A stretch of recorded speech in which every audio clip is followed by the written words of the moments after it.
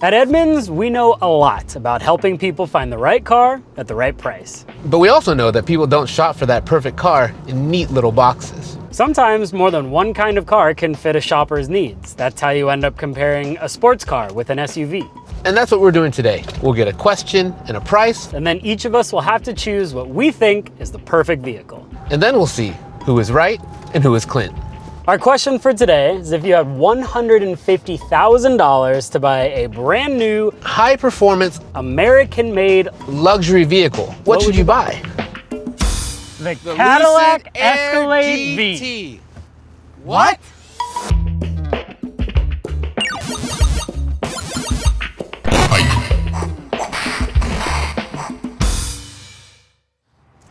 Why are you smiling? Because I won. I won, and we haven't even started playing yet. 150 grand, all-American, high-performance luxury. There's exactly one correct option, and it is this: the Cadillac Escalade-V. Louder than 500 American bald eagles screaming at once and dripping with swag. So here you go, prepare to get buried.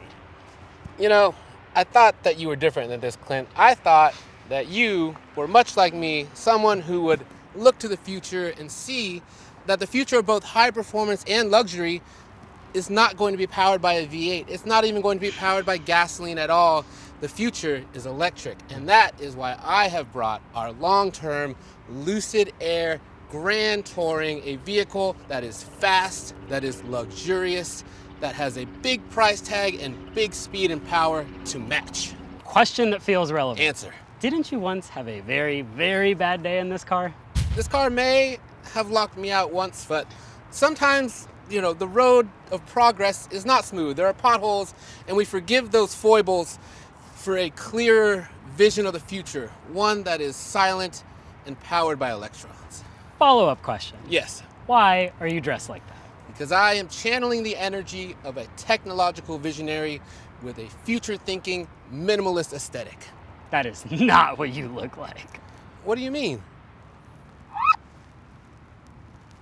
I'll take that as a compliment. To determine our winner, we're going to put these vehicles through a series of somewhat awkward but fun challenges. Then at the end, we'll get together and see which vehicle each of us would rather drive away in. But before we do that, if you've been enjoying our videos, please help us out by hitting those like and subscribe buttons. And if you have any fun or wacky ideas for future pairings, we'd love to hear them in the comments below. Back to the action. So the reason we chose these two vehicles is because they are the ultimate expression in high-performance luxury, which means they gotta be quick, but they gotta be comfy while doing it. That's why we're here at the Edmunds test track, and that's why Clint and I are sitting in the back seat to get driven around by one of the members of our testing team. Buckle up, losers. Is this a bad time to tell you that I get car sick? Oh, no! No! No! Our favorite thing about the Lucid is its performance. This is a sedan that weighs just over 5,000 pounds, and it still scoots from 0 to 60 miles an hour in just 3.2 seconds. And that's because it has 819 horsepower coming out of a dual motor, all-wheel drive system. It does the quarter mile in under 11 seconds at 131.8 miles an hour. Oh, this car's fast. Oh, it's fast. Oh my God. Probably a good time to mention that this car's Achilles heel is that it doesn't quite have the tires. It wears the wrong shoes to go dancing, but oh my goodness, it's so fast. That's why it only does, what, 0.82 G on our skid pad? Ooh. But, oh, Jesus. Here's the deal. High performance luxury, which means we have to talk about luxury for a quick second. I don't want to talk. I don't want to talk anymore. Backseat wise, I've been in worse places. There's leg room for days. There's air conditioning vents there and there. I am thankful for that. Oh, because it's July and it's very hot, and you're reminded that it's very hot because it has this nice glass roof, which you can see a lot out of. But on a day like this where it's real sunny, I do feel a bit like a cookie that's been in the oven for too long. Normally a glass roof is nice, makes the car feel nice and airy, but our heads are right below it. I am fried. The other problem is this roof kind of spills down the sides here, so if Kurt makes a hard turn to the left, my head is going to run right into this. Oh God, why? Right into this pillar right here. Oh no! How are things in the front row? Pretty comfortable. I like the fact that it smells like a nice luxury department store in here. Oh God, Nordstrom's does not move like this. Oh. You know, to be honest, there aren't that many amenities back here. You might expect more for 150 grand. We have heated rear seats and we got USB ports, but that's about it. Kurt, what do they feed you? So Kurt, would you say that this car is fun or not fun? I'd say it's fun. Okay. I'm glad one of us is having fun. I'm about done with fun. Okay, we're done. Good. He's gonna be in a bad place after this. All right, guys, hit it, Kurt. I'm not really recovered. I have not recovered from the last time we... Okay, so unlike the regular Escalade, as you might be able to hear, this has a supercharged 6.2 liter V8, making 682 horsepower, and in our testing was good enough for 0 to 60 in 4.8 seconds. It also ran a quarter mile in 13.4 if you're interested in that sort of thing. That's not very fast. But for 6,300 pounds and what is effectively a truck, the Escalade can boogie. That noise is insane. That noise is so cool. You know, you were making fun of the Lucid's tires, but the Bridgestones that you get on the V, they don't have any more grip than what you're gonna get out of a normal tire on a Yukon or a Tahoe. Yeah, I was hoping you weren't gonna mention that, but straight up, these are the furthest thing from performance tires. Oh my God, why? Kind of makes this thing the furthest thing from a performance car, but it's not about that. It's about impressing your friends in luxury, speed, and noise. Speaking of being impressed, there's a lot more amenities in the backseat of the Escalade that you're gonna get in the Lucid. You have these nice screens here that if we weren't getting thrown around like this, I would actually enjoy watching something on the back of the seats. You also have 4 USB ports, and you also have, same thing, lots of room back here for passengers. How is our race car driver doing up front? I've been better. Is this the easiest thing you've ever driven around this track? No, it is not. I'm noticing that you're doing a lot of left and right when the turn is only going right. Is the lack of grip worse in this vehicle or in the Lucid? Worse in this, and the stability control, even though I shut it off so you could get the full experience. Yes, you did shut it off. Why? It's not really all the way off. It's still holding us back a little bit. So do you feel that you could get this thing into a full power slide if you really wanted to? If it would let me, yes, absolutely. If you had to pick between these two vehicles, which one would you say was more fun? Probably the Lucid. I think the Escalade is more hilarious, but it's not as fun. That's a fair point. So we have the Escalade with a better backseat, but then we have the Lucid being more fun behind the wheel. Is that a tie? Well, no. If you're spending this kind of money on a car that you want to be performance oriented, numbers matter, and straight up, the Lucid absolutely murders this when it comes to basically every performance figure.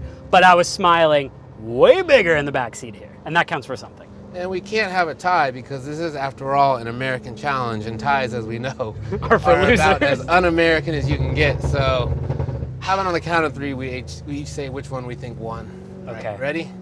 All right, 1, 2, 3. Lucid. Lucid! How you doing, kid?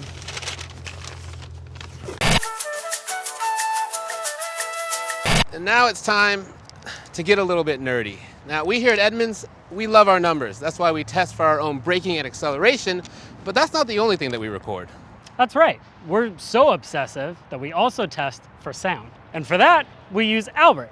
Well, we actually use whatever it is holding. I don't know what it's called, but this tests sound, right? You know, for a sound guy, he really doesn't say much. Now, some of you might be wondering why we're about to test sound on a V8 and an EV.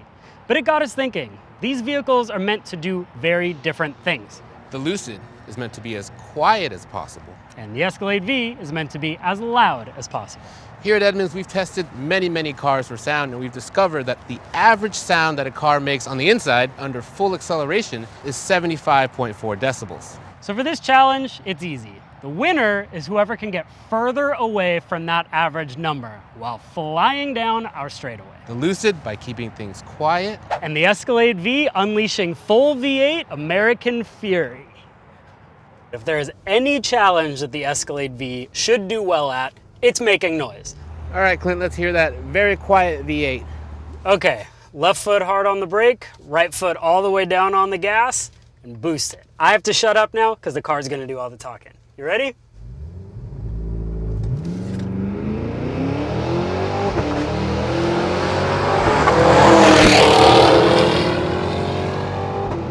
I'm in trouble.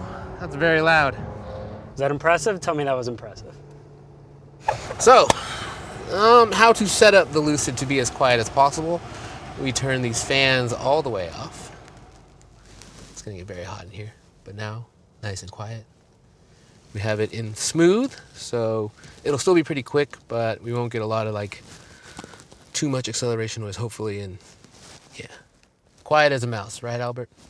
Just don't even breathe. All right, Brian, why don't you show everybody how exciting it is to do an Excel run in a car that doesn't make noise? Okay.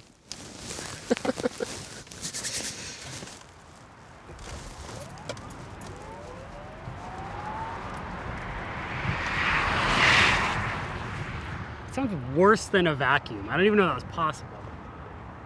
It's quick, it's not fun.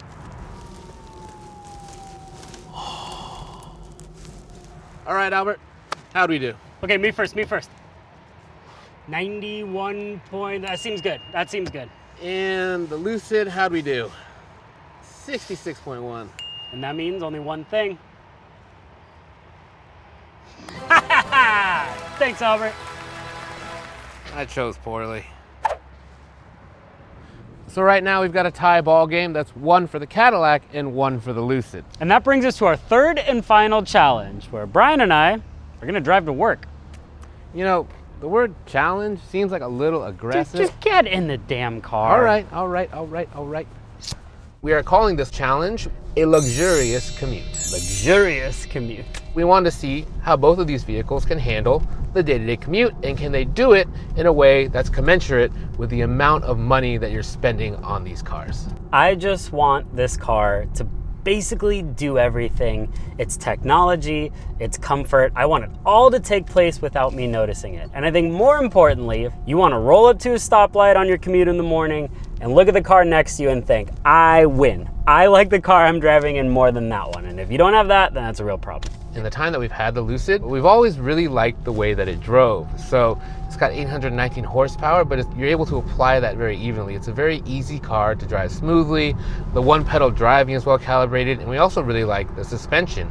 The ride quality is smooth, but it never feels floaty. And these front seats also very comfortable, and they do come with heating, ventilation, and massage function, as does the Escalade. If I had to give one giant thumbs up to the Lucid, it's driving quality. This thing is jar of peanut butter that's freshly been opened, smooth. It is so easy and it's so relaxing to drive. My problem is, for a company that's based out of Silicon Valley, the tech in this car drives me insane. You're definitely right in that the technology has been a problem, but it has definitely improved over time. We've gotten constant over-the-air updates from Lucid over the course of our ownership that have added features. So for example, when we got this car, it had trouble booting up quickly. The cameras wouldn't turn on when you put it in reverse for like 30 seconds. It didn't have Apple CarPlay. It still doesn't have Android Auto. Yes. That was a cheap shot, I'm sorry. It felt cheap, but it is fair because yes. Listen, tech visionary, the car should be able to have both at this point. They can pump that in with an OTA. But one thing you cannot fix with an OTA is the layout of the screens. Everybody in the industry now is moving to big screen high up on the dash. This one, smaller screen up top, big screen down below where your feet are. So you look down instead of out the road. How many times have you been driving this car trying to mess with something on the screen down below and almost gotten into an accident? Those files are sealed. Those are fair points. What Lucid has sort of done is gone from the Tesla approach, where they've really baked a lot of the car's functionality into this lower screen. So for example, if I want to adjust the mirrors... Do it right now around a turn. Tell me how well that goes. I don't want to do that because I don't want to adjust the mirrors, the steering wheel, even open the glove box. It has to happen through this screen here. One other feature that our Lucid has added is Highway Drive Assist, which is sort of an upgraded version of adaptive cruise control. It does a pretty good job of centering you in the lane and a very good job of accelerating and slowing down smoothly. You also have this nice little little camera right here behind the steering wheel, which keeps track of my eyes to make sure that I'm looking at the road. Thank you for bringing that up. Question there. What is that camera for? To watch my eyes and make sure I keep them on the road for some sort of hands-free driving system. Hands-free driving system. Remind me, does the Lucid do hands-free driving? No, it does not. I think that the covering materials in here is really well done, but the foundation of the interior quality just beneath the materials is really poor. It feels no better than any Tesla. And the Lucid, with the interior, the technology, it just has too many things wrong with it for me to love it. Well, let's see how your car does. Deal. So this is what a luxury interior is supposed to feel like. The second we switched from the Lucid into this, I just instantly thought, oh my God, it is night and day. This feels like a legitimate bank vault. Everything is so solid, so well done. The only noise that I can hear is the noise that I'm making with my right foot. I like what the placement of the screen is. It's a little bit higher, so you can actually see it very easily without having to take your eyes in front of you the entire driver. It's just like one giant screen. And might I add, I think this is the prettiest looking screen in all of automotive. One other thing I noticed very different than the Lucid is that you have a definite step up in materials in the Cadillac. It's representative of a company that's sort of been building luxury vehicles for decades and decades versus a newcomer that has some interesting new ideas, but doesn't potentially have sort of the know-how to really execute them well yet. So the nice thing about having this one sort of big screen setup is that there's also that helpful screen over there on the left side, what are you talking the about? Instrument cluster, the one that tells you your MPG. So I don't see it. I don't know what you're talking about. I know that this Escalade did pretty well on our loop. It got over its EPA estimate, about 15.8 MPG. But I remember that you had this vehicle over the weekend, and you sent me a text to tell me what? That I've been doing about 7. About 7 MPG, single digits in the year 2023. You gotta get this engine because you want it, but it is not cheap to operate, not even a little. At 7 MPG to go 100 miles, that's 14 gallons of gas. Not great. I did that math on my own. So one of the strengths of the Lucid was how it drove, so tell me, Clint, how does the Escalade drive? Brian, this is a truck that's trying to squeeze itself into a racing suit. It's fun. It is a laugh factory on wheels, but it's not exactly dynamic. The accelerator is really easy to be smooth with for as much noise as it makes. The brake pedal, on the other hand, is not fantastic. It's kind of hard to be smooth just in everyday driving. The other thing I really don't like about this vehicle is I think the ride quality, definitely not luxurious. It rides like a truck. This is where I'm gonna gloat for a second. You know what I'm about to do? What? You know what I'm about to do. I don't know. If I don't want to drive, I don't have to because Super Cruise! You're such a show off. Yeah, exactly. True hands-free driving in the Escalade. I have to keep paying attention to the road at all times, but I can keep my hands in my lap. It's gonna speed up, slow down, keep itself in the lane. It just works so well. It's probably my favorite in the entire industry. And one other thing we love about Super Cruise is that this version will actually change lanes on its own. It'll assess the traffic situation and say, hey, the left lane is faster right now. And the car will look at the lane, pick it, find a gap to shoot, and actually change to make your driving experience quicker. It's looking for the opening, and it's gonna cut this Subaru right off. Oh my God. There we go. See, it committed. It has to find its courage and then say, hey, I did it. And I love that it tells you auto change complete. It's proud of itself. Very proud. Here's my thinking on the Escalade. This is more luxurious because all of the things I want to happen are going on without me thinking about them. And it has a bunch of other stuff that we haven't even covered. There's more tech, more luxury going on here than the Lucid could ever dream of having. While the Lucid might seem like the more tech-forward choice, the Escalade-V definitely has more technology features baked into it. So even though this is more of, I guess, the legacy automaker vehicle, it's actually more tech-forward in a lot of ways than the Lucid. This feels like the very best that Cadillac has to offer at the moment. And in theory, that's what the Lucid should be as well, and it's just not. Excuse me. You tired? A little bit. Ooh, look at this. I got you. Oh, thank you. Oh my God. Is it cold? Fridge. Tastes like luxury, doesn't it? Tastes like ass. So that makes it 2 wins for the Cadillac and 1 win for the Lucid. Obviously in the third challenge, The Escalade won. I already said that. Dude, I can't see you, let alone I can't hear see you you either. from all You're way the back. shortest man in the world and you brought the tallest car. Enough of that. The Cadillac obviously wins our third challenge, but now we have to sit here and answer the question of if you had $150,000 and you had to buy an American high performance luxury vehicle, Clint, which one of these two are you buying? That. And it's not even my bias that's talking. That is just the better, more enjoyable vehicle. It's expensive, but it's worth the money. It really is. For me, it's hard because I think the future of American high performance and luxury is definitely electric, and I see your point. I did that for a reason. The ferocious V8 under the hood is part of why the Escalade-V won, don't get me wrong. But that's not gonna be around much longer. And these two companies are on a glide path to a pretty similar end destination. Yeah, I think even though we would both obviously take home the Cadillac because 1, you can unlock it when you want to, and 2, I mean, listen to it. This isn't gonna be around for much longer. We should enjoy it while we still have it. You know, Cadillac has already announced that in the future they're going to become an all-electric luxury company, which is what Lucid is right now. And if we look up in 10 years, I think these two companies will have more in common than they do apart. Like you, I would obviously take the Escalade-V home today if I had to.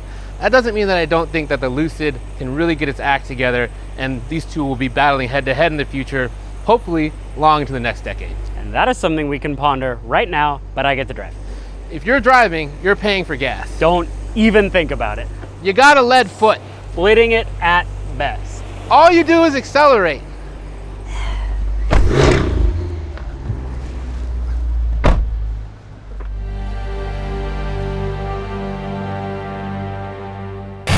Born in the USA. Sing it louder. Nope, I'm good. Okay, cool. Do the pop-pop, do the pop-pop. Pop, pop, pop, pop, pop, pop, pop, pop. Pretty quick though, even in slow mode. Jonathan, we're clear. Thanks so much, man. Albert, you can talk now.